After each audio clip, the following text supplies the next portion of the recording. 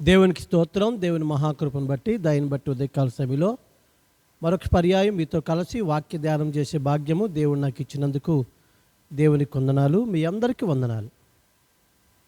గలతీ పత్రిక 6వ అధ్యాయం 7వ వచనంలో ఇలా ఉంది, మోసపోకుడి అని.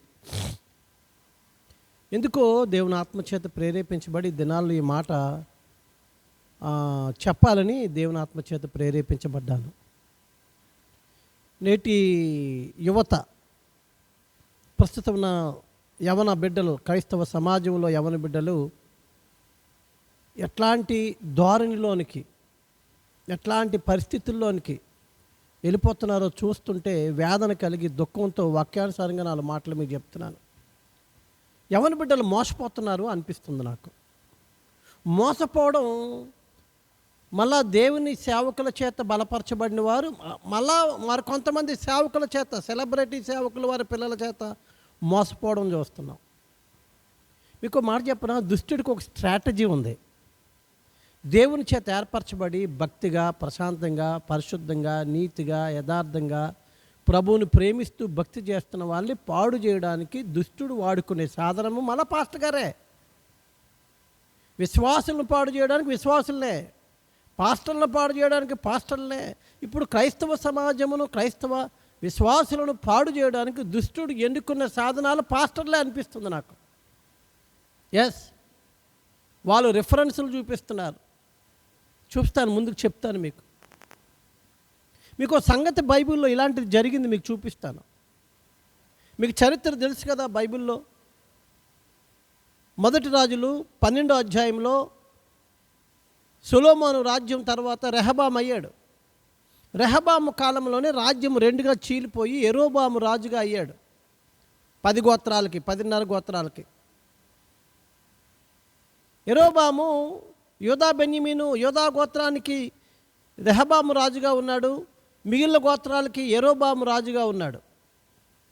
యెరోబాము కుయుక్తితో ఆలోచన చేసి, ఇదంతా మొదటి రాజులు 12వ అధ్యాయం చదవండి, ఉంటుంది అక్కడ. కుయుక్తితో ఆలోచన చేశాడు. ఏమనంటే, ఈ గోత్రాల వారు దేవుణ్ణి ఆరాధన చేయడానికి యెరూషలేముకి వెళ్తారేమో. యెరూషలేము వెళ్తే అక్కడ ప్రవక్తలు ఉన్నారు, దైవజనులు ఉన్నారు. వారు దేవుని వాక్యము ఉన్నట్టుగా ఖచ్చితంగా చెప్తారు. ఆ వాక్యం విన్నప్పుడు వీళ్ళకి ఒకవేళ మారు మనసు వచ్చి, అయ్యో మేము దేవుని ప్రజలం కదా, మేము దేవుని చేత ఏర్పరచబడిన రాజు చేతి కింద ఉండాలి, కానీ సొలొమోను కాలంలో ఐగుప్తుకు పారిపోయి అన్యుడైన వాడు తిరిగి వస్తే మమ్మల్ని పరిపాలన చేయడం ఏంటి అని నన్ను విడిచిపెట్టి మళ్ళా వెళ్ళిపోతారేమో అని భయమేసి చాలా కుయుక్తితో ఏ పని చేశాడంటే, యెరోబాము బేతేల్లో ఒకటి, దానులో ఒకటి దూడలు చేయించి పెట్టేసి వాళ్ళకు బోధ చేశాడు. ప్రజలారా, నేను మీరు మేలు కోరేవాడిని, మీ క్షేమం కోరేవాడిని. యెరూషలేము దూరంగా ఉంది, యెరూషలేము ఎత్తుగా ఉంది, అంత దూరం మీరు వెళ్ళలేరు, అంత ఎత్తు మీరు ఎక్కలేరని మీ కొరకు ఇక్కడే దానులో ఒకటి, బేతేల్లో ఒకటి మందిరాలు కట్టాను. వీరే, ఈ దూడలే మిమ్మల్ని ఐగుప్తు నుంచి విడిపించాయి, మీరు అక్కడికి వెళ్ళక్కర్లేదు అని వారికి బోధ చేశాడు. అక్కడ ఏర్పాటు లేనివారు, సమర్పణ లేనివారు, పిలుపు లేనివారు, దేవుని ఆత్మల భారం లేనివారు, రాడ్డమ్మడి తిరిగేవాడిని, దేవుని చిత్తం ఎరగని వారిని తీసుకొచ్చి, సామాన్య మనుషులు తీసుకొచ్చి యాజకులుగా నియమించేశాడు. అక్కడ ప్రజలు యెరూషలేముకు దూరం అయిపోయారు, బేతేలుకు దగ్గర అయిపోయారు, దానికి దగ్గర అయిపోయారు, అల్లరి సిల్లరికి అలవాటు పడిపోయారు. అక్కడికి వెళ్తే పాపాన్ని ఖండిస్తారు, అక్కడికి వెళ్తే బుద్ధి చెప్తారు, అక్కడైతే గద్దిస్తారు. ఇక్కడైతే బుద్ధి చెప్పడం లేదు, గద్దించడం లేదు, ఆటకు అడ్డు లేదు, పాటకు అడ్డు లేదు. ఇష్టం వచ్చినట్టుగా వాళ్ళు ఏ రీతిగా ఆరాధన చేసినా అడిగే నాదుడు లేడు. వీళ్ళు సేవకులు, యాజకులు కలిసి ఇలాంటి పరిస్థితుల్లో దేవునికి కోపం వచ్చింది, దేవునికి బాధేసింది. మొదటి రాజులు 13వ అధ్యాయం ఇంటి దగ్గర చదవండి. మొదటి రాజులు 13వ అధ్యాయంలో దేవుడు యెరూషలేములో ఉన్న ఒక దైవజనుడిని లేపాడు, ఒక దైవజనుడితో మాట్లాడాడు. ఆ దైవజనుడి పేరైతే మనకు రాయబడలేదు, కానీ ఒక దైవజనుడైన, గొప్ప దైవజనుడైన. ఎంత దైవజనుడు అంటే దేవుని స్వరం వినే అనుభవం ఉన్న దైవజనుడు. దేవుని మాటకు లోబడి యెరూషలేమును విడిచిపెట్టి బేతేలుకి వెళ్ళడానికి సమర్పించుకున్న దైవజనుడు ఆయన. సమర్పణ కలిగిన వాడు, దేవుని స్వరం వినేవాడు, దేవునితో నడిచేవాడు, దేవుని అనుభవాలు, దేవునితో దగ్గర అనుబంధం కలిగిన ఈ గొప్ప దైవజనుడు దేవుని మాటకు లోబడి యెరూషలేము నుండి బేతేలుకు వచ్చాడు. దేవుడు చెప్పమన్న మాటలు చెప్తున్నాడు. ఏమని చెప్తున్నాడు? ఇదిగో ఈ బలిపీఠం పగిలిపోద్ది, బూడిద కింద పడిపోద్ది. ఇగో నువ్వు స్థాపించింది మంచిది కాదు, ప్రజలను దేవునికి దూరం చేస్తున్నావు, దేవుని పేరట, దేవుని నామమున, దేవుని మందిరానికి, దేవుని చిత్తానికి, దేవుని వాక్యానికి నువ్వు దూరం చేస్తున్నావు యెరోబామా అని చెప్తున్నప్పుడు యెరోబాముకు చాలా కోపం వచ్చింది. ఒరే వాడిని పట్టుకోండిరా అని చెయ్యి చాపాడు. చెయ్యి చాపితే చెయ్యి అలా ఎండిపోయింది. చెయ్యి వెంటనే ఎండిపోయింది. ఒక సూచన కూడా, దేవుడు తన సేవకుని పంపాడని ఒక సూచన కూడా చూపించాడు. చెయ్యి ఎండిపోయింది. అలా చెయ్యి ఎండిపోతే అప్పుడు యెరోబాము మరలా ఈ ప్రవక్తని లేక ఈ దైవజనుడిని బ్రతిమలాడుకున్నాడు. అయ్యా నీ దేవుడిని నా కొరకు ప్రార్థన చేయన్నాడు. ఈ సూచన చూసి కూడా మన దేవుడు అనలేదు. ఆయన దేవుని సొంతం చేసుకోలేదు, రాజ్యాన్ని సొంతం చేసుకోవడానికి ఇష్టపడ్డాడు, కానీ దేవుణ్ణి సొంతం నీ దేవుడికి అంటున్నాడు. 13వ అధ్యాయం, 1 రాజులు 13వ అధ్యాయం చదవండి. ప్రార్థన చేయమన్నాడు. దైవజనుడు దేవుని ఆత్మ కలిగిన వాడు గనక, దేవుని ప్రేమ కలిగిన వాడు గనక ఆయన కొరకు ప్రార్థన చేసి దేవుణ్ణి బతిమలాడుకుంటే ఆయన చెయ్యి మళ్ళా నార్మల్ అయింది. అప్పుడైనా బుద్ధి తెచ్చుకొని అమ్మో యెహోవాయే దేవుడు అని దేవుని దగ్గరికి వస్తాడేమో అని నేను ఆశపడ్డాను, కానీ ఆ చదివితే ఆయన రాలే. దేవుని యొక్క స్వరం విన్నా మారు మనసు రాలే, దేవుని సూచక్రియ చూసిన యెరోబాముకు మారు మనసు రాలే. అలా జరిగింది. పక్కన పెట్టండి యెరోబాముని. ఇక్కడ ఒక కుర్రోడు ఇదంతా చూశాడు. ఆ కుర్రోడు ఎవరంటే ఒక దైవజనుని కొడుకు. ఈ దైవజనుడు ఎక్కడున్నాడంటే బేతేల్లో ఉన్నాడు. ఈ కుర్రోడు ఇంటికి వచ్చి వాళ్ళ నాన్న, ముసలితనంలో ఉన్న నాన్న అయిన దైవజనుడికి చెప్పాడు, నాన్న చిన్నప్పటి నుంచి నువ్వు దైవజనుడు చూసాం, కానీ నీ స్వరంలో కానీ, నీ భక్తిలో కానీ, బలము కానీ, దైవశక్తి కానీ మేము చూడలేకపోయాం. యెరూషలేము నుండి ఒక దైవజనుడు వచ్చాడు, చెయ్యి ఎండిపోయింది, ఒక్క మాటకి చెయ్యి మరలా నార్మల్ అయ్యింది. అబ్బా దైవజనుడు అంటే ఆయన అని అన్నాడు. అంటే ముసలి దైవజనుడు ఏం చేశాడంటే, ఎక్కడున్నాడు ఆ దైవజనుడు అంటే, ఆ దైవజనుడు వెళ్ళిపోయాడు అన్నాడు. వెంటనే కొడుకులకి గాడిదని గంతలు కట్టండి, నేను వెళ్ళడానికి ఆయన కలుసుకోవడానికి సహాయం చేయండి, నాకు సిద్ధపరచండి అంటే సిద్ధపరిచాడు. ఈ దైవజనుడు చాలా తొందరగా వెళ్ళి ఈ ప్రకటించేసి తిరిగి వెళ్ళిపోతున్న దైవజనుడిని కలుసుకొని అయ్యా నువ్వు దైవజనుడని నాకు అర్థమైంది, దయచేసి మా ఇంటికి రా, భోజనం చేయి అన్నాడు. ఈ దైవజనుడు ముసలి దైవజనుడే భోజనం చేయమన్నాం కాదు, అంతకుముందు యెరోబాము కూడా అన్నాడు.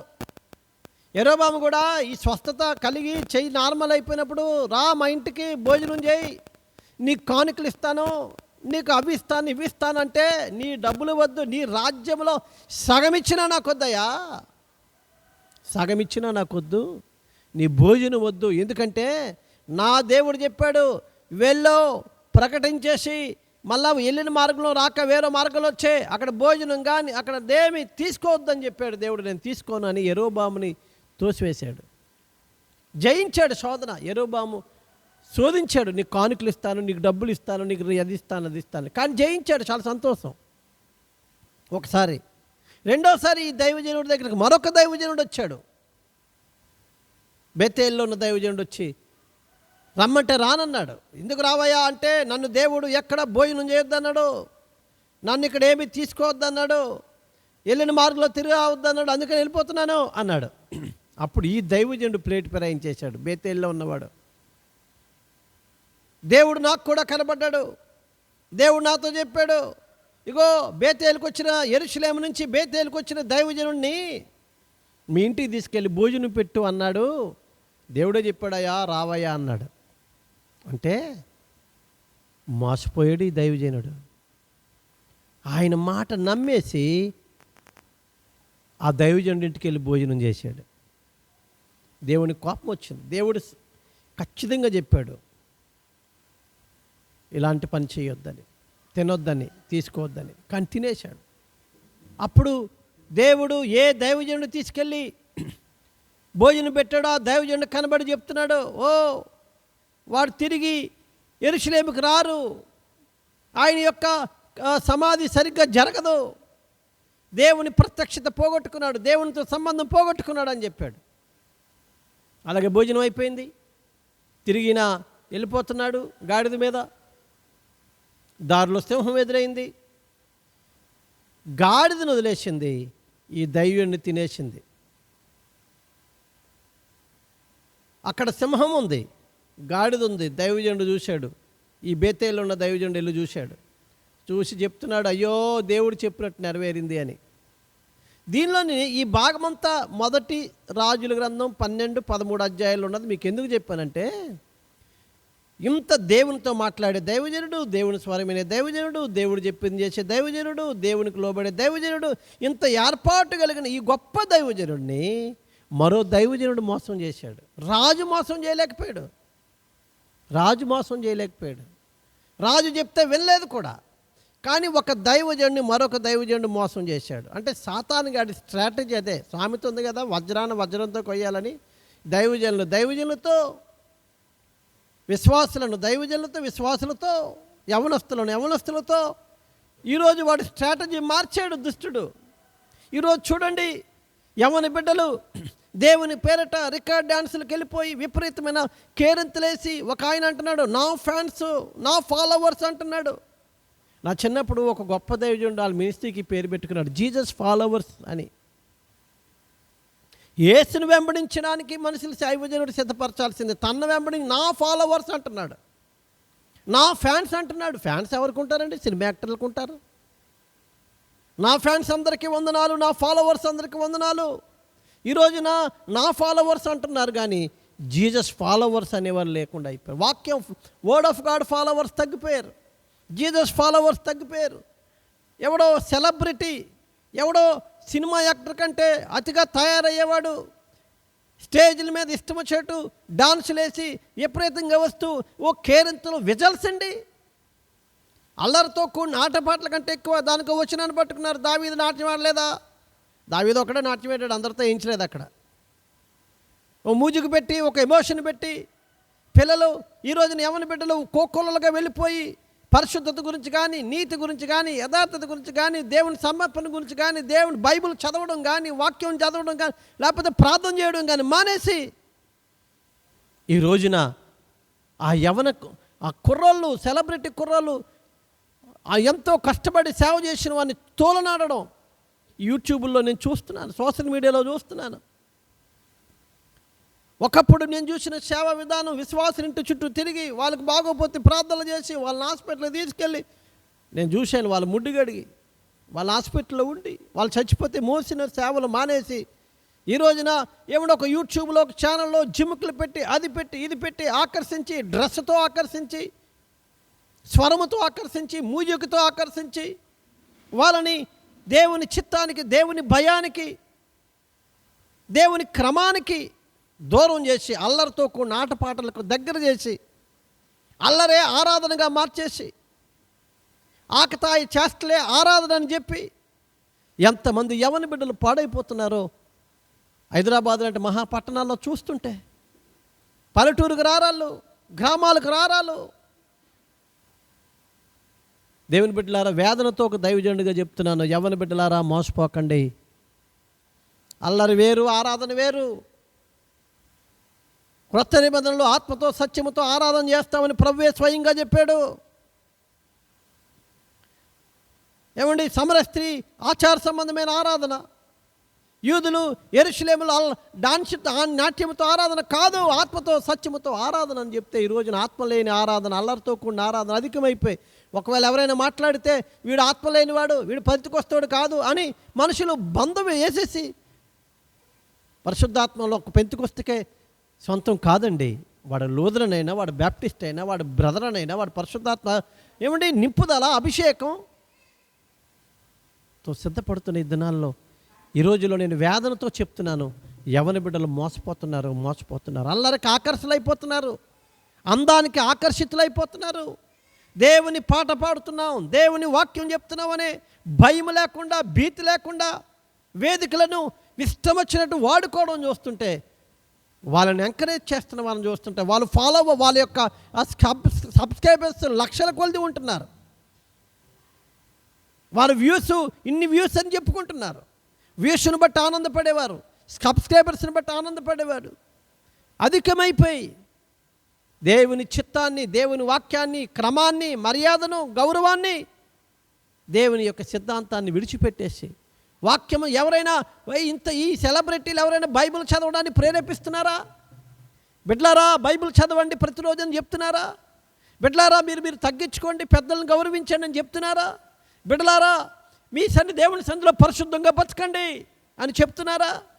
ఆరాధన చేద్దాం అంటారు, ఆరాధనలో అల్లరి చేసేస్తారు. నేను ముగిస్తున్నాను. ఆ రోజున ఆ గొప్ప దైవజనుడిని మరొక దైవజనుడు మోసం చేసినట్టుగా, ఈ రోజున దేవుని చిత్తంలో, దేవుని క్రమంలో వెళ్తున్న అనేక మంది యవ్వన బిడ్డలను దేవుని సేవకులు, సెలబ్రిటీ పాస్టర్ గారి పిల్లలు, సెలబ్రిటీ పాస్టర్లు పాడు చేస్తున్న ఈ దినాల్లో 2 చేతులు జోడించి బతిమలాడి చెప్తున్నాను, మోసపోకుడి, దేవుడు విక్రింపబడడు. మోసపోకండి అమ్మా, మోసపోకండి. వాక్యము తప్ప దేవుడే నాకు చెప్పాడని ఏది చెప్పినా కాదు. వాక్యాన్ని చదవండి. ఒక వచనాన్ని కాదు చదవాల్సింది. దావీదు నాట్యం ఆడాడన్నది ఒకటే కాదు చదవడం. 100 వచనాలు చదవండి, బైబిల్ అంతా చదవండి, 66 పుస్తకాలు చదవండి. వాక్య వచనం సత్యం కాదు, వాక్య సారము సత్యం. సత్యమందు స్థాపించబడండి, పరిశుద్ధత కొరకు ఆనందించండి, యేసయ్యను ప్రేమించండి, యేసు కొరకు తగ్గించుకోండి, యేసు కొరకు నిందలు పడండి, యేసు పనిలో నలిగిపోండి, పరిచర్య చేయండి, దేవుని కొరకు సిద్ధపడండి. మోసపోకండి. దేవుడు మిమ్మలను తన ఆత్మచేత నింపి పరిశుద్ధతలో పెంచి దేవుని ప్రేమించే బిడ్డలుగా సిద్ధపరిచి నడిపించునుగాక. ఆమేన్. దేవుని వాక్యం చెప్తుంది మోసపోకండి అని. గలతీ 6:7 ఉంది, మోసపోకుడి. ఈ రోజుల్లో మోసపరచు ఆత్మ, పౌలు పత్రికలు అంటాడు, ధర్మ విరోధమైన సంబంధమైన ఆత్మ ఇప్పటికే సంఘంలో పనిచేస్తుందండి. మోసపోవద్దు. దేవుడు మేము దీవించునుగాక. ఆమేన్.